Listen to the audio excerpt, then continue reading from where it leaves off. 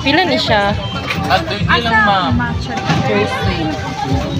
So tangholo means sugar in Mandarin, and holo means refers to a gourd or a stuck fruit resembles the shape of a gourd.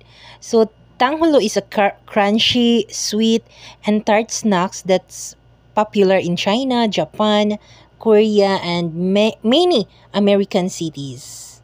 So naa siya sa Tagulwan, everyone.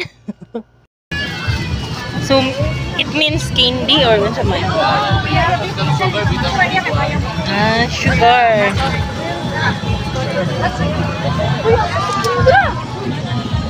Sumukaon mo? Sige, go. So, pili mo sa inyo.